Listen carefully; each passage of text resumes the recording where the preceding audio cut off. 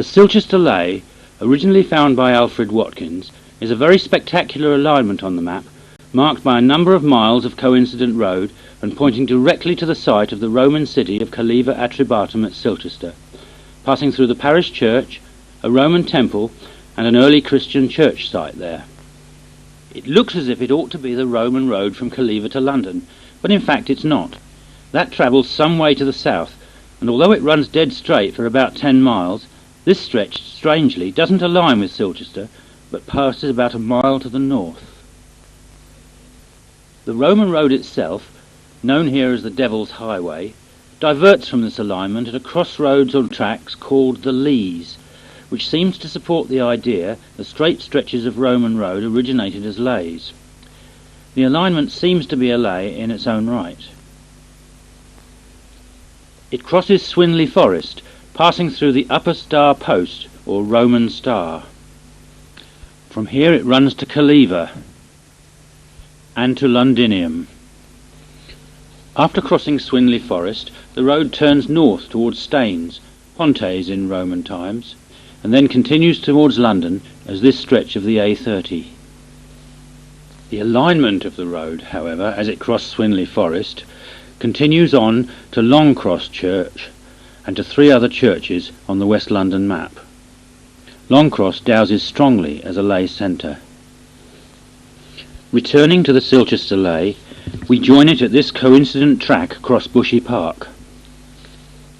It then goes through Hampton Hill United Reformed Church, where its width was measured by Dowsing at about 14 paces.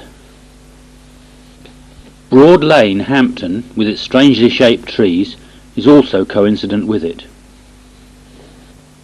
The next point on the line is Sunbury Cross, originally a large junction of 5 roads, which is the centre of a number of leys, including one to the Hampstead Heath tumulus, which originally enthused Tony Wedd in the subject.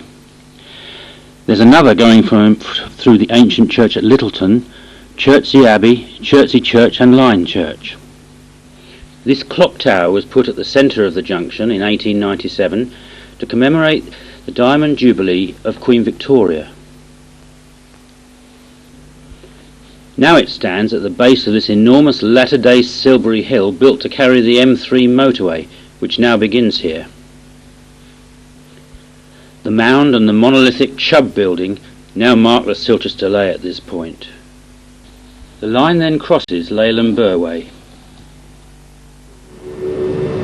North and It's going like that. this old enclosure, but it'd be running east-west. Look at those tons back in the tree.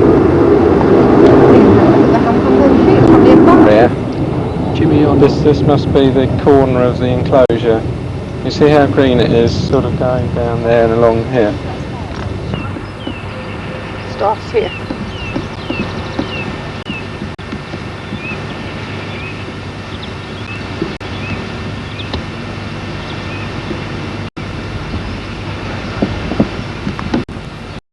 This is the centre of it here on the edge.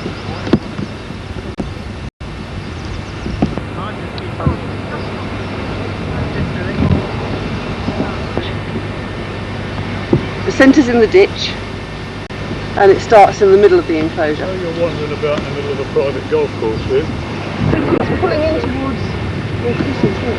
Yes. That's the centre, isn't it? Yes. This is possibly your work.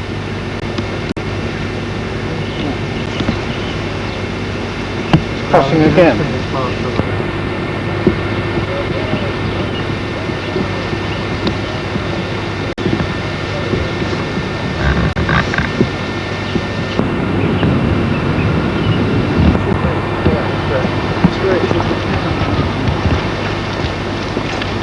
The 12th and 14th century church at Thorpe is the next point on the line. The line on the map appears to be just miss the church, but this would seem to be because the symbol is slightly misplaced due to the exaggerated width of the road. It was dowsed at coming in at this oblique angle, just touching the tree and the porch. Being 14 paces wide, it will certainly take in the church when it doubles at sunrise and sunset. This area to the west of the church, dowsed as a lay centre, near the old archway leading through to Tasis School. The church is just off Cold Harbour Lane, a very significant name to Alfred Watkins. Sunningdale Church, the next point on the line, only dates from 1840, although it is on a multi-junction. There was nothing here earlier. The growing population wanted a church, a local gravel pit had become exhausted, and a local benefactor bought an acre of it for the church.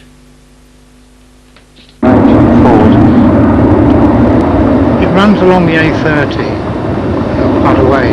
Yeah, well that's the A30 that we drove down. Yes. Yeah. So that's it. Come via Sunningdale, across this little bit of water, and then come along this old bit of road up here.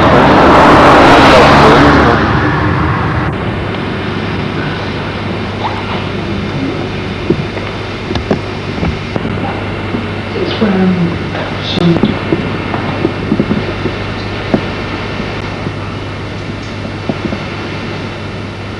That one's broken. It's amethyst. Right. That's amethyst. And two amethyst at the top. And then another sort of crystal on each side. That one's been smashed. It's lovely. This is inlaid to match the font, isn't it? Yeah. that's nice. I like them. So that's It's very spongy here. what's a crossing point of lines, is it? Well, it's a We spring. think it was a I think spring. it's a spring of some kind. I think it's a spring anyway. I think the church was here Get on in this there. spot in prehistoric times, and when they Christianised it, they moved it over the road up there. This is a very important. This spot's guarded by all these trees around it. Look, and that tree's twisted.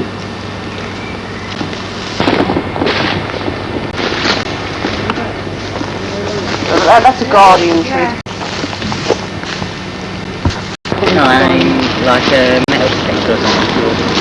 I did your dad once. We were trying to find a Roman building in the field. I identified the spot with the rods. And your dad wanted to start to dig.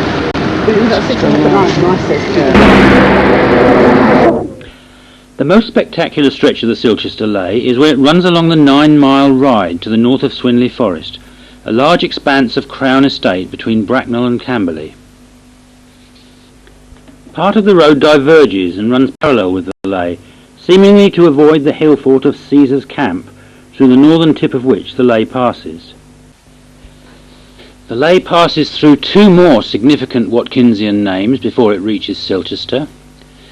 It crosses the Roman road extension at Stanford End, and then continues to a crossroads called Fair Cross. The Ley enters the Roman city just south of the East Gate. Watkins writes in the Old Straight Track, Silchester in Hampshire, on the Berkshire border not far from Reading, is the site of a town built by the Romans on a previous town of a British tribe. There being no buildings on it now except a farm and a parish church, it was possible to excavate it, which has been done thoroughly by the Society of Antiquaries and others. The Roman walls with 6 gates still remain. The sites and foundations of 4 pagan temples and of 1 presumed early Christian church were found, and as is shown on the plan, these align with each other, with the 2 parish churches near and 2 other Ley mark points. It happens that on the 6-inch map, which includes the town, there are so few Ley mark points beside the excavated temples and church, that all of them, namely 2 parish churches, 1 moat, 1 markstone and an amphitheatre, are given on the plan. 3 of them drawn nearer to the town than their proper distance to save space. It will be seen that all of these, except the stone, come into alignment on 3 lays, and that there is no surplus, and that the argument of accidental coincidence is almost, if not quite, outside possibility. Lay A on this plan is a 4-point proof, unusual in the short limit of a 6-inch map. In this, a line intersecting the only 2 parish churches, Mortimer West End and Silchester, on the map, also goes through one of the pagan temples in the Roman town, and on to the only moat in the map. Lay B, which is the Silchester Ley we are following, goes through the small early church, a square pagan temple, and the present parish church. All 3 are oriented to the same angle as the Ley, a very remarkable fact. Lay C passes through the polygonal temple, another square temple, and the amphitheatre just outside the walls. Thus all 7 of the ancient religious sites on this map fall upon the above 3 leys. The above leys seem to have little connection with the planning of the town, with the one exception that Ley C intersects no less than 5 street corners, and markstones on it might possibly have decided their layout. But there is one strange fact which appears to show that the exact site of the early Christian church was decided mathematically.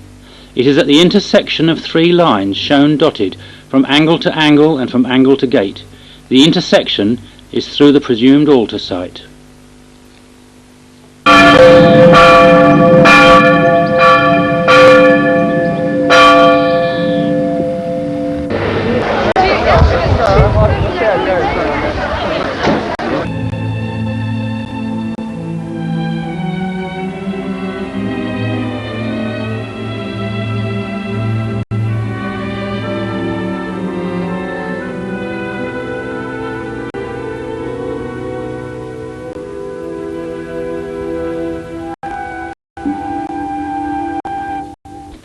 The plan of the church and churchyard and the sites of the 2 temples.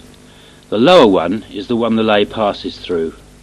My relatives were buried in the corner of the upper one. The foundations of the early Christian church in the centre of the city, when they were exposed in 1961.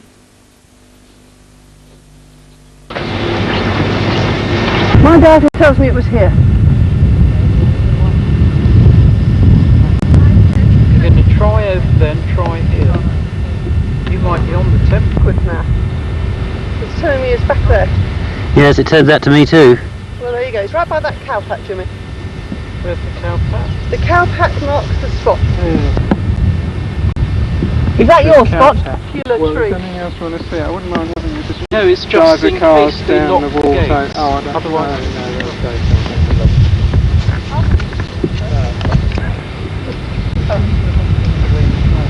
Roman brick from Silchester must be worth quite a bit. trouble is, anybody looking at it, it could be from anywhere. Ah yes, but you know where it came Yeah. from, you see, that's the difference. The site of the early Christian church can be seen from the crop marks in this picture, and it seems to be on the spot that Eileen picked up by Dowsing.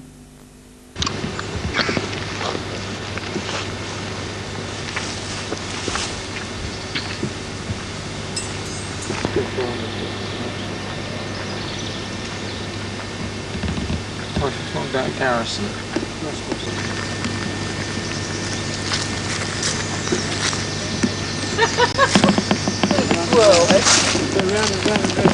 Picking up that empty drink container. I think it's that